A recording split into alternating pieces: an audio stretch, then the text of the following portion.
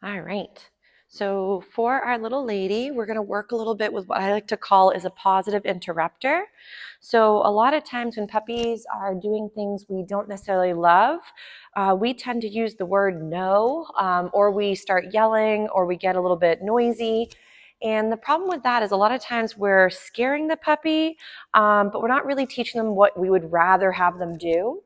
Remember that the problem with saying no or scolding or surprising your puppy out of a behavior is your puppy's not learning what you'd rather. They're again just learning that at times we are scary or overwhelming.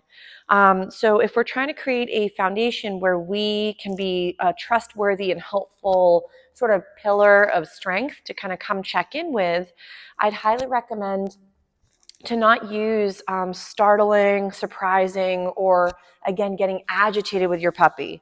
There are plenty of times as we as people can lose our tempers. We're overtired ourselves. We maybe certain things are triggering to us from previous life experiences at our end. But remember, view your puppy as dealing with a small toddler. When they're giving you a hard time, they're having a hard time. So one of my favorite behaviors is called a positive interrupter. So you'd want to rehearse any of these new skills that we're discussing prior to needing them. So if let's say your dog didn't know what a recall was, I wouldn't wait for the moment they run away or they're in the yard loose to try to work your recalls. We'd obviously want to practice those skills before we need them. So with a positive interrupter, the way I like to start this is I would go ahead and toss a little snack, have her go search for the item, then go and get her to do a little check-in. So I'm feeding her for coming back. If let's say she was distracted and already running off and getting off in the distance, that's where the little kissy noise would be something that I would use to regain her focus. So as opposed to using no, don't bite on the curtains, or no, don't hop up on the toddler, or whatever it might be, I like to practice my positive interrupter. It means that whatever you're doing, just come check in and we're gonna do something instead. So again, I'm just going to even feed her for that one. Since I was blabbing, I wasn't able to go ahead and use my kissy noise. So again, if she goes to do some jumping, I might even ask for that gorgeous little sit. Nice job, feed for that. I'm going to send her away. Two, in this environment, we have a lot of cool noises. So for example, we have trains that go by. We have trucks that are passing by. Yes. So you may find at times, if your puppy is more noise sensitive, I would recommend to sometimes have noises that are novel. One of my favorites is the Spotify playlist, and you can do what are called dog desensitization playlists.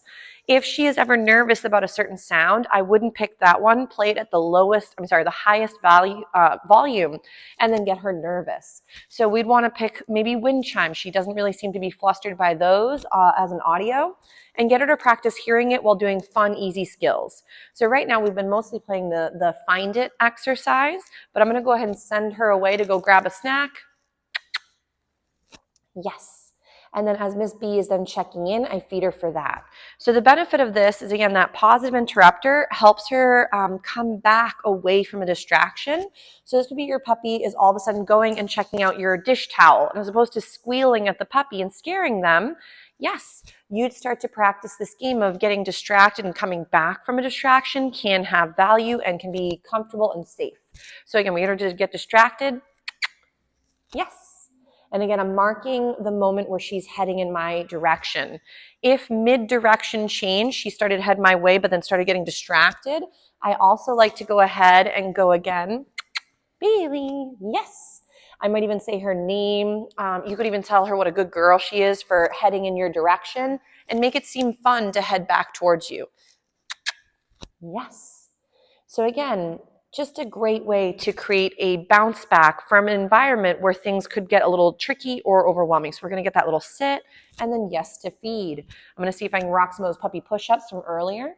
So if, again, she did like the blanket, but I'm going to see if I can lure her into the down on the rubber flooring. For some puppies, yes, the different textures are definitely things to keep practicing with. And for the stand, again, food sort of towards your shin, yes. because we want her to think of her almost like a seesaw. If your hand goes up and above, it tends to lower the bum or get some jumping.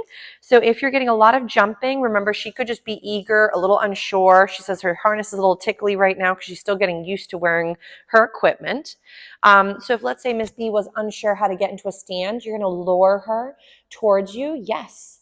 And even if you didn't get to say the marker word, the cue word, which would be your stand, you'd want to go ahead and still mark the behavior with that yes and the feeding. So again, stand and then yes to feed. Nice. So those puppy push-ups are coming along real nice. So I'm going to just do a little find it.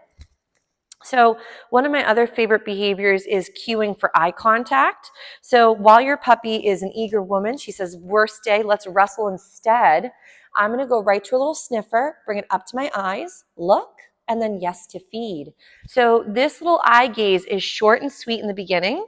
If, for example, your puppy's doing a little bit of jumping, I like to do a little bit of a bigger find it or redirect onto another onto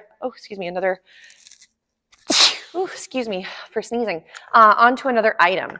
So if let's say she's finding me to be very exciting to try to put in her mouth, I like to go ahead and redirect those mouthy behaviors. Maybe her teeth are feeling uncomfortable.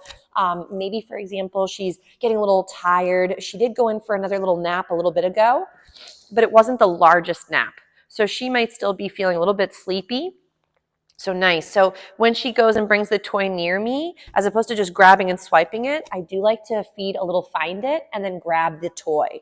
So that way she's not so close to it and I don't create, again, that conflict like I mentioned before. So we have the toy wiggle. We're going to go back to those eye contact moments too in just a minute. Ready, Bailey? Yes, I'm going to even feed her for that name recognition. Gorgeous.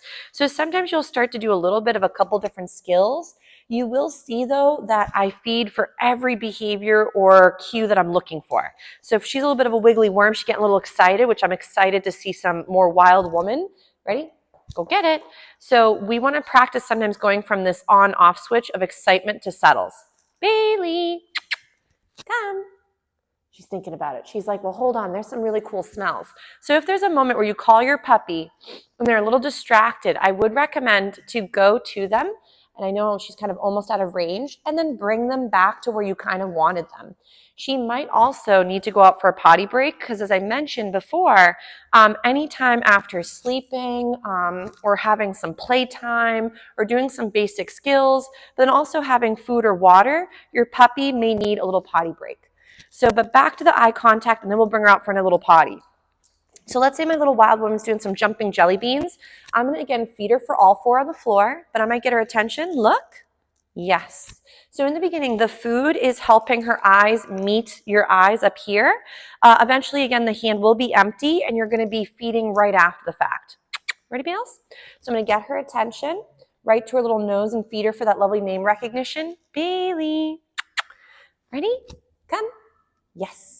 So Miss B is getting a little bit tired. I'm going to leash her up, and maybe what we'll do is she might have to sneak out for a little potty, or if sometimes your puppy is getting a little overtired and they're not really sure what to do in the environment, I do like to think about my leash as my training wheel. So notice how sometimes she does start to get a little bit mouthy and go for the leash.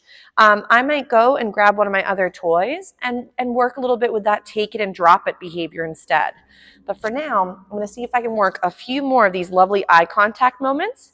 So I'm going to go right to her little nose, up to my eyes, look, and then yes to feed. So I'm going to bring her a little closer so it's easier to see. Ready, Bales? So I'm going to bring her over here a little easier. So I'm going to feed her for that beautiful sit. I'm going to go, Bailey. She's like, lady, I'm getting really tired. It is closer to the end of the day, so she is turning into a little bit of a wilder woman when she gets a little tired. She's like, lady, I'm starving. So if she's a little bit of a wiggly worm, she says chewing was hard, I would recommend to, again, when they start to target you or start targeting the leash, don't constantly say drop it, no, or start adding tugs. I like to instead either redirect to a find it and then ask my puppy for a skill I'd rather, which could be a sitting behavior, feed for that. Then we can go into a little, ready? A little look. Yes. But I've got a feeling she needs to go use the restroom. So we're going to take a little pause and then come back for some more practice. Ready, Bales? We'll go outside for a quick moment.